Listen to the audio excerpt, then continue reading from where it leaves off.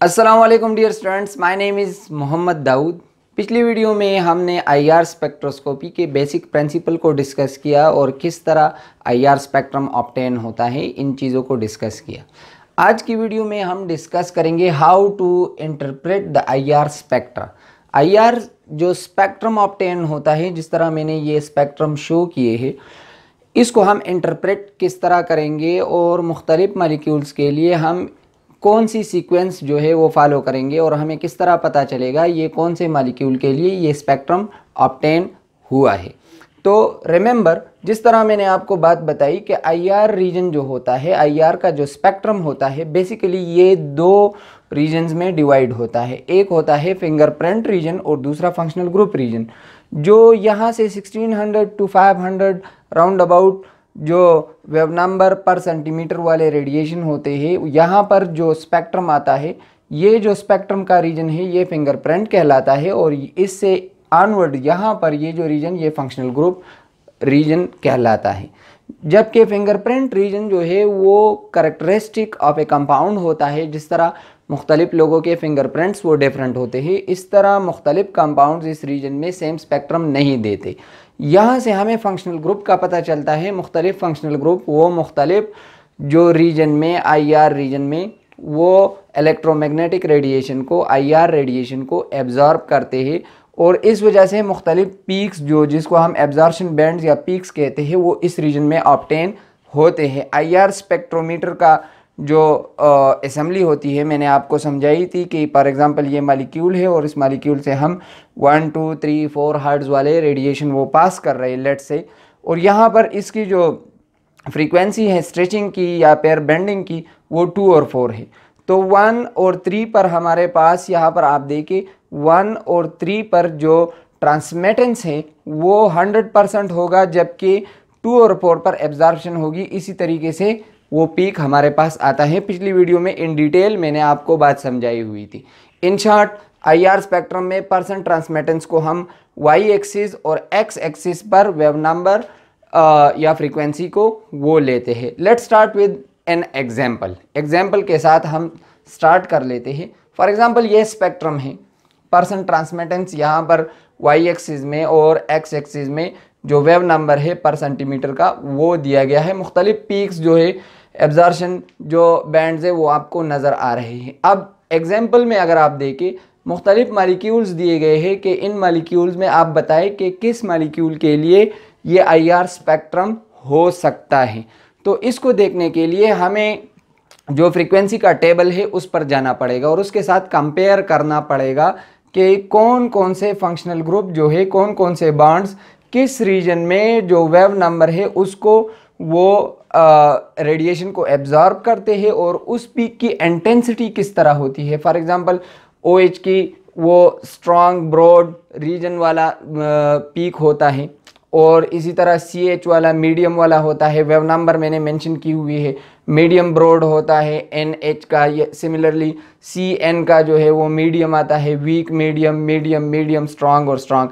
इस तरह जो बैंड्स होते हैं, मुख्तलिफ जो पीक्स होते हैं, उसको देखकर हम फिर यहाँ पर फ्रीक्वेंसी टेबल के साथ इसको कंपेयर करते हैं। So let's start with this one.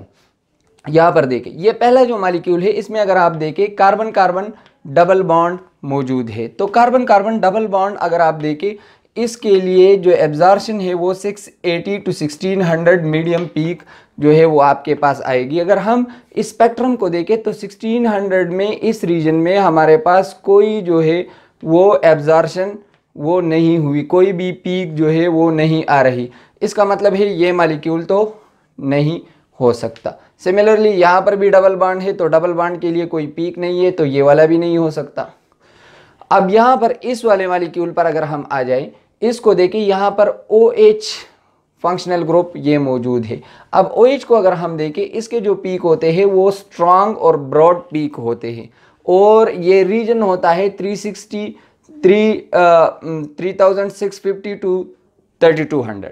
यहाँ पर ये एब्जॉर्प्शन करता है। तो यहाँ पर अगर आप देखें, इस रीजन में जो 3650 से 3200 का जो रीजन है, इसमें हमें ये पीक जो है वो नज़र आ रहा है, जो स्ट्रॉन्ग और ब्रॉड पीक है एक तरह का।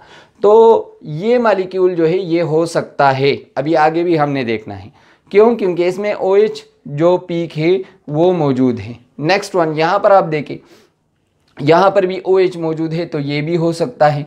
ये वाला नहीं हो सकता क्योंकि इसमें जो है ये OH पीक जो फंक्शनल ग्रुप है वो मौजूद नहीं है। तो ये 3 मालिक्यूल तो चले गए, अब बाकी ये 2 रह गए। अब यहाँ पर इन दोनों में डिफरेंस ये है कि OH के साथ साथ यहाँ पर कार्बोनिल का पीक भी आना चाहिए। अब कार्बोनिल फंक्शनल ग्रुप को अगर आप देखें, वो 1780 to 1650 एक स्ट्रॉन्ग पीक जो है वो देता है। अब जो 1780 to 1650 ये वाला रीजन है, इसमें कोई इस तरह का स्ट्रॉन्ग और बड़ा पीक जो है वो नहीं है। तो मतलब ये वाला मालिक्यूल भी हमारा नहीं हो सकता, और हमारा आंसर जो है दिस वन, ये हमारा आंसर हो गया। ये इसके लिए ये IR स्पेक्ट्रम है। तो इसी तरह हम इंटरप्रिटेशन करते हैं। नेक्स्ट एग्जांपल पर चलते हैं। सिमिलरली ये कुछ मालिक्यूल है 1 2 3 4 5, हमें बताया गया है कि आप बताइए ये जो IR स्पेक्ट्रम है ये कौन से मालिक्यूल का है। तो इसमें आप देखें, पहले वाले से स्टार्ट लेते हैं, OH और कार्बोनिल दोनों। तो OH के लिए जिस तरह 3650 to 3200 ये वाला पीक आएगा, तो यहाँ पर कोई ब्रॉड पीक इस तरीके का कोई जो है वो नहीं है इस रीजन में 3250, 3200 और 3650 के दौरान। तो ये OH जिस मालिक्यूल में है, तो ये वाला ये हमारा नहीं हो सकता, ये भी नहीं हो सकता। यहाँ पर आप देखें, कार्बन कार्बन ट्रिपल बॉन्ड मौजूद है इन दोनों में। तो कार्बन कार्बन ट्रिपल बॉन्ड के लिए अगर हम देखें, वो 2260 to 2100 वीक मीडियम पीक आएगा।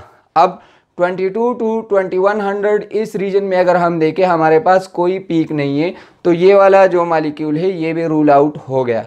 बाकी जो 2 मालिक्यूल रह गए, इसमें अगर आप देखें, दोनों के लिए कार्बोनिल का पीक आएगा जो इस रीजन में आता है।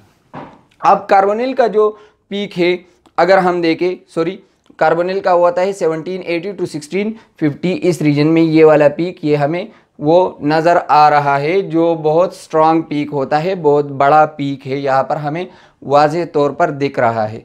लेकिन यहाँ से हमें ये बात समझ आ रही है कि सिर्फ IR ही नहीं है जो हमें मालिक्यूल्स के दरमियान डिफरेंशिएट कर सके या आइडेंटिफिकेशन ऑफ मालिक्यूल कर सके। तो यहाँ पर ये दोनों हो सकते हैं। लेकिन रिमेंबर, ये जो एक्चुअल स्पेक्ट्रम है, यहाँ पर अगर आप देखें, ये कीटोन है और ये अल्डिहाइड है। तो आपके टेक्स्ट बुक में मुख्तलिफ लिटरेचर से हमें पता चलता है कि जब भी जो अल्डिहाइड होते हैं, तो अल्डिहाइड के लिए यहाँ पर इस रीजन में थोड़ा सा वो पीक आता है। तो ये चीज़ आपने रिमेंबर करनी है। लेकिन एनी हाउ, हम IR से आगे भी दूसरे टेक्निक से, जिसमें हम मुख्तलिफ कंपाउंड्स की आइडेंटिफिकेशन करते हैं, ये एक सिंपल सीक्वेंस है, और इस डायरेक्शन को लेकर आप IR स्पेक्ट्रम को वो इंटरप्रेट वो कर सकते हो। इस तरह कुछ मॉलिक्यूल्स जिनमें प्लेन ऑफ सिमेट्री होता है, वो IR इनेक्टिव होते हैं। तो I hope you understand these things. Till next video, stay tuned. Thank you very much.